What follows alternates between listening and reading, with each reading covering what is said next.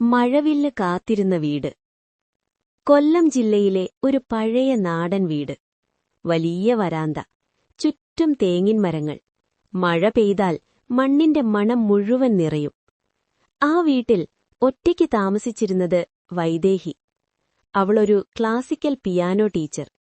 ചിരിയുള്ള മുഖം, പക്ഷെ മനസ്സിൽ അടച്ചുവച്ച വേദന. അവളുടെ ജീവിതത്തിൽ ഒരിക്കൽ ഒരാളുണ്ടായിരുന്നു, വാഗ്ദാനങ്ങൾ നൽകിപ്പോയ ഒരാൾ. അതിനുശേഷം അവൾ പ്രണയം വിശ്വസിക്കുന്നത് നിർത്തി. ഒരു ദിവസം ആ വീട്ടിന്റെ മുന്നിൽ ഒരു കാർ നിർത്തി. പുതിയൊരു വാടകക്കാരനെത്തി. അവൻ രോഹൻ, ഡോക്യുമെന്ററി ഫിലിം മേക്കർ, ജീവിതത്തിന്റെ സത്യങ്ങൾ തേടി നടക്കുന്ന ഒരാൾ. ആദ്യ കണ്ടുമുട്ടൽ സാധാരണമായിരുന്നു. ഈ വീട്ടിൽ മഴ പെയ്യുമ്പോൾ ശബ്ദമെങ്ങനെയിരിക്കും? രോഹൻ ചോദിച്ചു.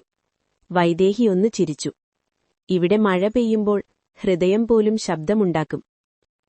അതവനെ ആകർഷിച്ചു. മഴക്കാലം തുടങ്ങി.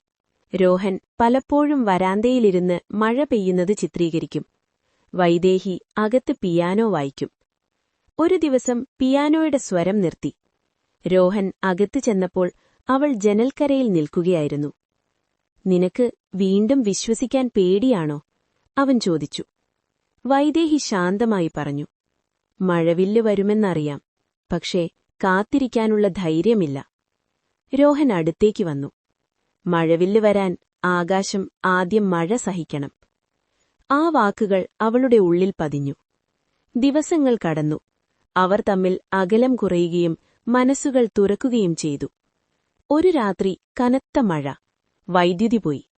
ഇരുട്ടിൽ പിയാനോയുടെ മൃദുസ്വരം വീണ്ടും കേട്ടു. ഇപ്രാവശ്യം രോഹൻ അവളുടെ അരികിലിരുന്നു. ഈ വീട് മഴവില്ല് കണ്ടിട്ടുണ്ടോ? അവൻ ചോദിച്ചു. വൈദേഹി ജനൽ തുറന്നു. മഴ അവസാനിച്ചിരുന്നു. ആകാശത്ത് ഒരു മങ്ങിയ മഴവില്ല് തെളിഞ്ഞു. അവൾ മൃദുവായി പറഞ്ഞു. ഇന്ന് കണ്ടു. രോഹൻ അവളുടെ കൈ പിടിച്ചു. മഴവില്ല് കാത്തിരുന്ന വീട് ഇനി ഒറ്റയ്ക്കല്ല, അവൻ പറഞ്ഞു. വൈദേഹി ആദ്യമായി വീണ്ടും ചിരിച്ചു. ഭയമില്ലാതെ, സംശയമില്ലാതെ. ചില പ്രണയങ്ങൾ വേഗത്തിൽ വരില്ല. അവ ഒരു മഴവില്ല് പോലെ ശരിയായ സമയത്ത് മാത്രം പ്രത്യക്ഷപ്പെടും.